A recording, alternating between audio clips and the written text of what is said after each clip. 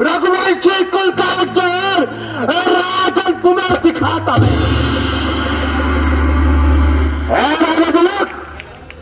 जुबान को संभालो और ऐसे सब शब्द मुख से मत निकालो। यूं घर पर बुलाकर किसी का अपमान करना कहा कि अकलमंदी है, बल्कि आया दर्जे की खुद पसंदी है। सबको एक ही लकड़ी से हाँकना सख्त नादानी है और यह तुम्हारी अजीब हमादानी है। यदि कुछ राजाओं ने धनुष का चिल्ला आजमाया तो आपने सभी को काया ठहराया। ना सोचते हो ना विचारते हो, जो दिल में आता है वो मुंह से निकालते हो। इस बदतमीजी का मजाक मैं भी चुका लेता और क्षण भर में खून की नदियां बहा देगा। किंतु अफसोस, भाई की आज्ञा ना मिलने से लक्ष्मण मजबूर है। अन्यथा तुम्हारी के मजाल जो ऐसे शब्द मुख से निकालो और हर एक को मुंह में डालो। जब तक सूर्यवंशी खानदान का एक बच्चा भी संसार में बहाल है, क्षत्रिय वंश में धब्बा लगाने की बड़ा किसकी मजाल है। खैर, जो कहा सो कहा। अब आइंदा के लिए जुबान को संभालो और मुंह संभाल कर कलाम करो, वरना खड़ी में खराब हो जाएगा और स्वयंवर का मैदान बहादुरों के रक्त से लाल हो जाएगा। धनुष नवेश कुछ भी नहीं है वीर के आगे। उड़ा दो पर्वतों को जो है मेरे तीर के आगे।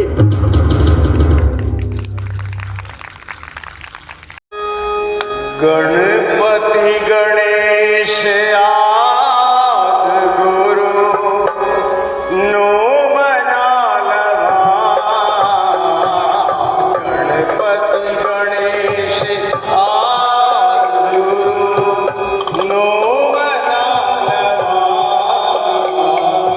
शंकर दे लाडले गुजरा ओ बेला लगा।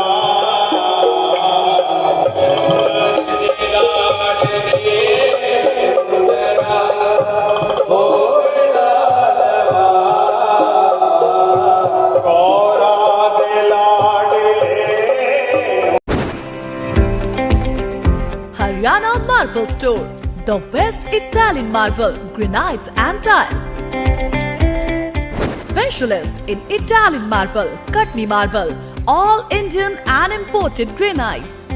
Haryana Marble Store, Marble Market, Sarangpur, Chandigarh. For more information, call 98888432 636 9988188801।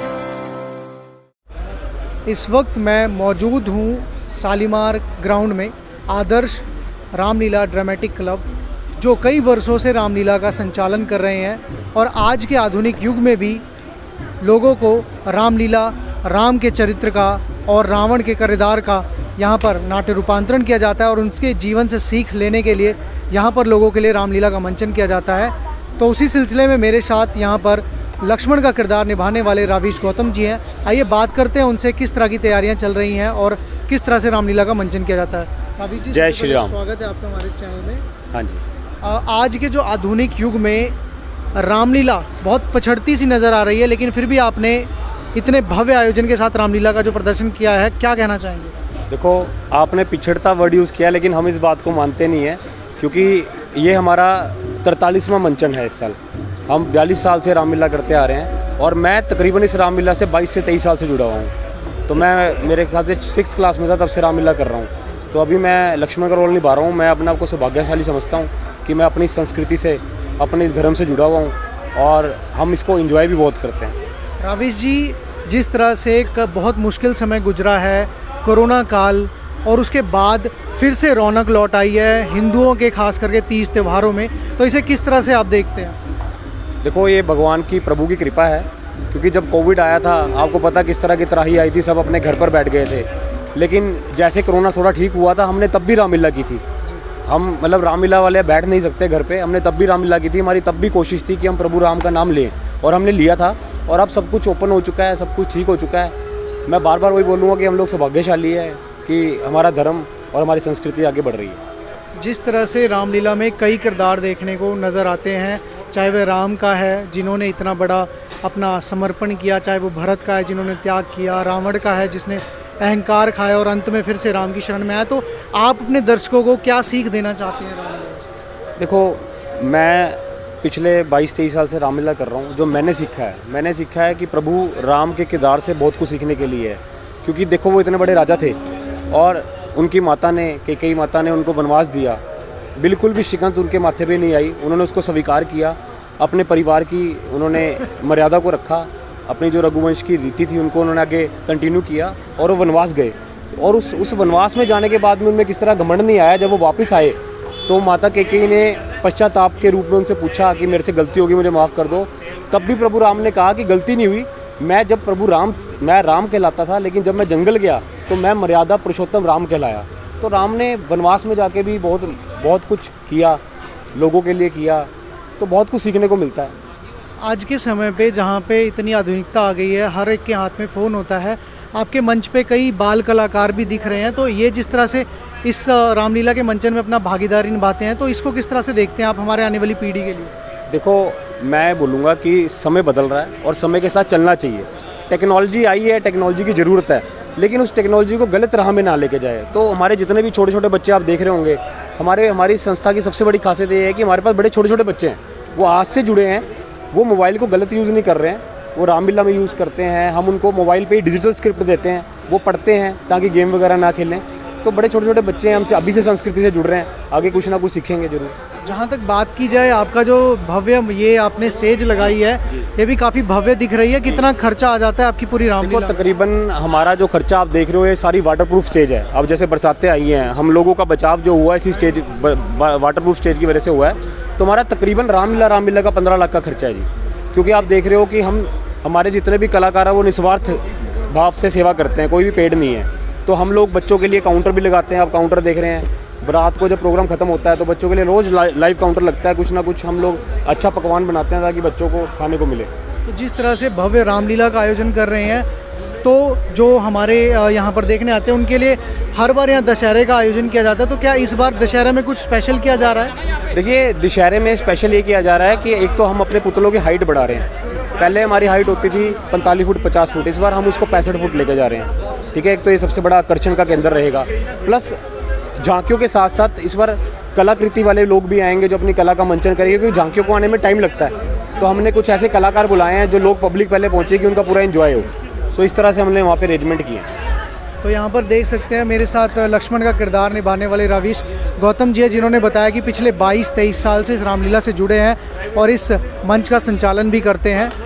जी, आज के आधुनिक युग पर जिस तरह से भव्य आयोजन किया जा रहा है रामलीला का, इसके बारे में क्या कहेंगे आप? आजकल जो रामलीला रह गई है, भव्य आयोजन इसलिए है कि पैसा ज़्यादा खर्च होता है। आजकल रामलीला को रामलीला की तरह नहीं दिखाया जाता। जो पहले की श्रद्धा भाव थे वो अब नहीं रहे लोगों में। आजकल सिर्फ दिखावे की रामलीला रह गई है। तो आप क्या चाहते हैं, वो जो पुराना युग था हमारा रामलीला का, वो वापस आए, या फिर इसी मंच से आप अपने जो दर्शक देखने आते हैं उनको कुछ संदेश देना चाहते हैं? उस तरह का अगर हम माहौल चाहें भी तो दोबारा नहीं ला सकते, क्योंकि चेंज हो चुका है। जैसे कहते हैं करेंसी में डिजिटल आ गया, तो इसमें भी अब लाइट एंड साउंड वाला आने शुरू हो चुका है। तो वो हम चाह के भी नहीं ला पाएंगे। लेकिन जो हमारा तरीका है वो हमारा तरीका वही पुराना करने का। तो रामायण एक अपने आप में इतना बड़ा ग्रंथ है जिससे जीवन की बहुत बड़ी सीख मिलती है। आज के समय पे भी रामलीला का जो मंचन किया जा रहा है, क्या सीख देना चाहेंगे अपने दर्शकों? हम रामलीला के जीवन, रामलीला से सीखते क्या हैं, अगर उसको अपने जीवन में उतारें तो हम बहुत कुछ सीख सकते हैं। लेकिन वही है ना कि हम यहाँ पे आए, हमारे में अपना भाव आ गया रामलीला से, हमने क्या वो लेना है। लेकिन बाहर जाते फिर वही है ना, जब तक उसको अंदर पूरी तरह से ग्रहण नहीं करेंगे उसको हम कोई फ़ायदा नहीं करने का। तो अभी नए बच्चों में तो, नई जनरेशन में तो बिल्कुल भी नहीं है। हमने जब रोल किए हैं, हमने मार खाई है, हमें डंडे से सिखाया जाता था। आज आप किसी को थप्पड़ भी कह के भी देख लो, अगला सीधा कह देगा बाहर मिलो। तो आप ये कहना चाहते हैं कि जो आधुनिकता आई है उससे हमारी संस्कृति को बहुत नुकसान हुआ है? आधुनिकता से संस्कृति को तो नुकसान हुआ है, इसमें कोई शक नहीं। आने वाले समय में ये जो रामलीला है आपको क्या लगता है आगे चलेगी या फिर ये खत्म होगी धीरे इस धीरे? तरह से चलता रहा तो ज़्यादा समय नहीं, ये लुप्त हो जाएगी, क्योंकि लाइट एंड साउंड पे आ जाएगी ये।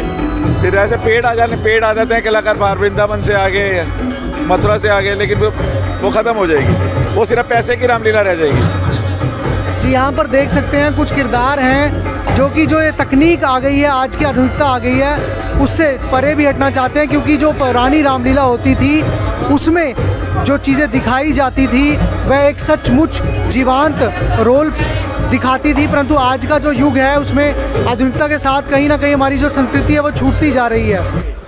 पंचकुला से शशांक की रिपोर्ट।